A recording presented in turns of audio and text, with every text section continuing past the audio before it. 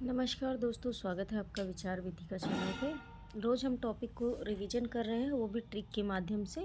मेरा वादा है कि आप वीडियो के अंदर ही सारी रचनाएं याद कर लेंगे। दोबारा आपको ये रचनाएं पढ़ने की ज़रूरत नहीं पड़ेगी, क्योंकि जितनी भी रचनाएं मैंने अभी तक याद कराई हैं आपको अच्छे से याद हो गई होंगी। क्योंकि एक बार अगर आप इस तरीके से पढ़ लेंगे तो वो रचनाएँ किसी भी पेपर में आपके सामने जब आएंगी तो आप उन रचनाओं को अच्छे से याद कर सकते हैं और ऑप्शन तक आप पहुंच सकते हैं। तो चलिए शुरू करते हैं। आज का जो हमारा टॉपिक है बहुत इम्पोर्टेंट टॉपिक हो, इस टॉपिक से कुछ ना कुछ प्रश्न आते ही आते हैं। तो आज का टॉपिक है रेखा चित्र। रेखा चित्र, जितने भी रेखा चित्र इम्पोर्टेंट हैं उन सभी रेखा चित्र को आज पढ़ेंगे। तो चलिए शुरुआत करते हैं वीडियो की। आज का जो पहला रेखा चित्र है, बोलती प्रतिमा और कबूतर। बोलती प्रतिमा और क्या है, कबूतर है वो। अब प्रतिमा देखिए, अब हम फिर से ट्रिक से याद करेंगे। देखिए प्रतिमा है और यहाँ पे कबूतर है। प्रतिमा किसकी है, भगवान राम की है। और उसके बाद कबूतर है। प्रतिमा के ऊपर कबूतर बैठा है श्री राम के। प्रतिमा के ऊपर कबूतर बैठा है श्री राम के। याद हो गया, बोलती प्रतिमा, कबूतर और श्री राम। एकदम अच्छे से याद हो गया, इसमें आपको कोई कन्फ्यूजन नहीं है। चलिए बढ़ते हैं अगले लेखक की ओर। तो अगले लेखक हैं राम वृक्ष बेनीपुरी, ये बिहार से हैं। अब देखिए इनके हैं लाल तारा, माटी की मूर्तें, गेहूं और गुलाब, मील के पत्थर। चार ही रेखा चित्र है। याद करने का तरीका देखिए, राम वृक्ष बेनीपुरी, लाल तारा है, माटी की मूर्तें हैं, गेहूं और गुलाब। ठीक है। अब जहाँ भी देखिए तारा क्या है, तारा है, लाल है तारा, लाल मूरत, लाल मूर्तें हैं किसकी, गेहूं और गुलाब की, मील के पत्थर पर। लाल मूरत है कहाँ पे, लाल मूरत रखी गई गेहूं और गुलाब पे, गुलाब के ऊपर मील के पत्थर। ठीक है, पत्थर। याद हो गया, राम वृक्ष बेनीपुरी की लाल तारा, माटी की मूर्तें, गेहूं और गुलाब, मील के पत्थर। लाल तारा बैठा है मूर्तों के ऊपर और गेहूं और गुलाब भी वही है, मील के पत्थर। ये सारी चीज़ें हैं, कोई खेती कर रहा है, किसान है, उसने ऐसी चीज़ें कर रखी है। लाल तारा माटी की मूर्त पे बिठा रखा है गेहूं की रखवाली के लिए, और वहाँ पे मील का पत्थर भी है। किसकी है, राम वृक्ष बेनीपुरी जी की है। चलिए याद हो गया, आगे बढ़ते हैं। रेखा चित्र, मिट्टी के पुतले, पुरानी स्मृतियाँ, नए स्केच। देखिए अब मैंने ऐसे याद किया था, रेखा देखिए प्रकाश है यहाँ पे। चलिए सॉरी, इनका याद करने का तरीका देखिए क्या है। रेखा चित्र, माटी के पुतले, पुरानी स्मृतियाँ, नए स्केच। तो क्या है, प्रकाश के अंदर आ गए, क्या आ गए, चित्र आ गए। प्रकाश के अंदर क्या आ गए, चित्र आ गए। किसके चित्र आ गए, जो मिट्टी के पुतले थे उनके चित्र आ गए। किसमें, पुरानी स्मृतियाँ नए स्केच बनकर। प्रकाश के अंदर आ गए चित्र, माटी के पुतले, पुरानी स्मृतियाँ नए स्केच। किस में आ गए, प्रकाश आ गए। इसी तरीके से मैंने याद किया था, याद हो गया। चलिए बढ़ते हैं आगे। अतीत के चलचित्र, स्मृति की रेखाएं, स्मारिका, मेरा परिवार। अब देखिए महादेवी वर्मा। अब महादेवी वर्मा छायावाद की एक महत्वपूर्ण कवित्री हैं। क्या हैं, अतीत में जी रही हैं। महादेवी किस में जी रही हैं, अतीत में जी रही हैं, स्मृति में जी रही हैं, स्मारिका में जी रही हैं। किसके साथ, परिवार के साथ।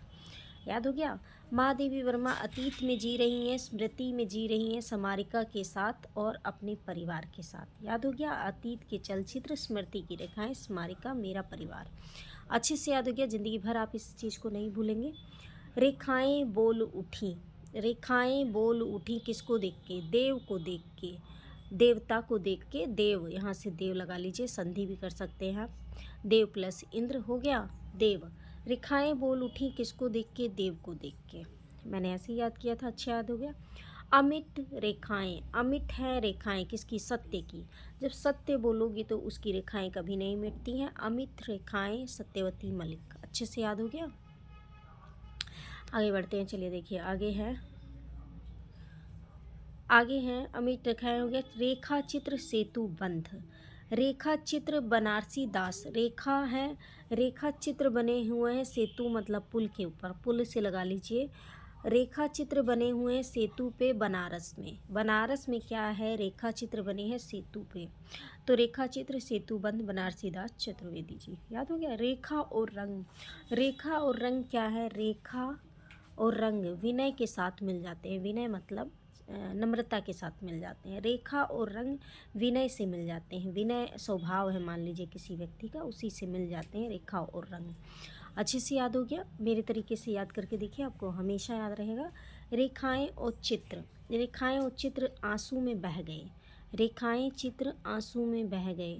ठीक है, ये देखिए यहाँ पे है रेखाएं, रेखा चित्र। उसके बाद देखिए यहाँ पे है यहाँ पे है अश्क। ठीक है, रेखाएं और चित्र अश्क बह गए। उपेंद्र नाथ अश्क का मैंने ऐसे याद किया, लंबे टाइम तक याद रहेगा आपका। ठीक है, चलिए आगे बढ़ते हैं। आगे की रचनाएं देखिए, हम यहाँ से शुरू करेंगे। देखिए, चलिए ठीक है, आगे के हैं। देखिए, माटी हो गई सोना, दीप जले शंख बजे, भूले हुए चेहरे बाजे पायलिया के घुंघरू, क्षण बोले कल मुस्कुराए और महके आंगन चहके द्वार। कन्हैया लाल मिश्र प्रभाकर। अब इनको याद करने का एक सिंपल सा तरीका है। देखिए, प्रभाकर हैं, ये क्या है? प्रभाकर। प्रभाकर को आप सुबह से ले लीजिए। सुबह जो माटी हो जाती है सोना, क्या हो जाती है? सोना हो जाती है। दीप जले शंख बजे, सुबह सुबह का मौसम इतना अच्छा होता है कि दीप जलने लग जाते हैं, शंख बजने लग जाते हैं। पूजा पाठ में आप शंख बजाते हैं। भूले हुए चेहरे क्या हो जाते हैं? याद आ जाते हैं बाजे पायलिया के घुंघरू के साथ। क्षण बोले कण एकदम मुस्कुराने लगते हैं, सुबह इतनी अच्छी है। महके आंगन चहके द्वार, चिड़िया जो आंगन सुबह सुबह चहकने लगती है।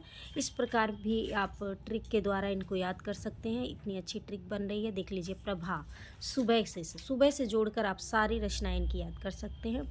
अब देखिए, रेखा चित्र, इससे पहले भी हम रेखा चित्र याद कर चुके हैं। उसके बाद दूसरा है रेखा चित्र प्रेम नारायण टंटन का। रेखा चित्र क्या है? प्रेम नारायण टंटन का। ठीक है, इसको आपको पढ़ के याद कर लेना है। चलिए आगे बढ़ते हैं। आगे देखिए, समय के पाँव। समय के पाँव क्या है? माखनलाल चतुर्वेदी जी का है। समय के पाँव, जो पाँव हैं क्या है? माखन। अब देखिए, कृष्ण भगवान माखन खाते हैं तो क्या है? अपने पाँव में क्या करते हैं?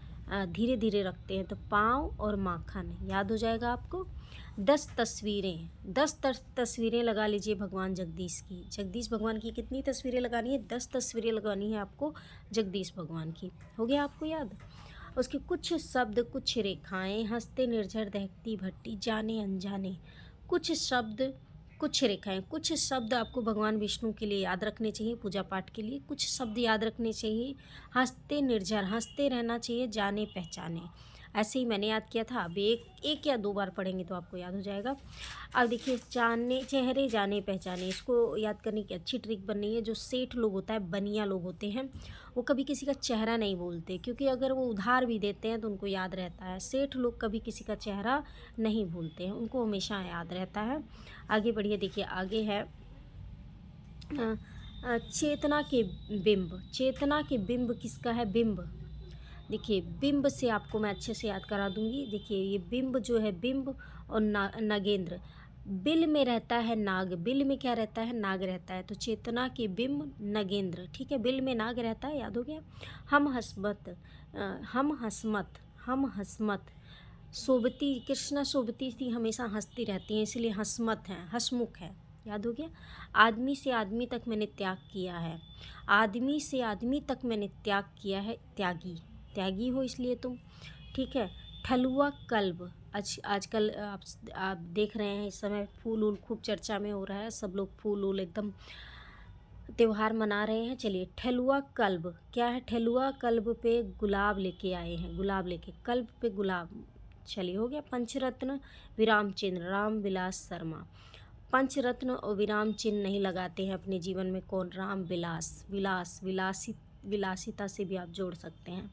5 गधे, 5 गधे किसकी हैं?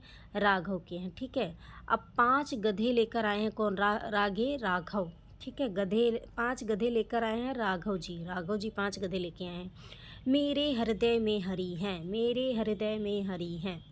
हम सफ़रनामा, हम सफ़रनामा हम स्वयं के द्वारा ही लाएंगे पढ़ाई लिखाई करके। हम सफ़र लाएंगे हम अपनी पढ़ाई स्वयं के दम पे पढ़ाई लिखाई करके। याद हो गया।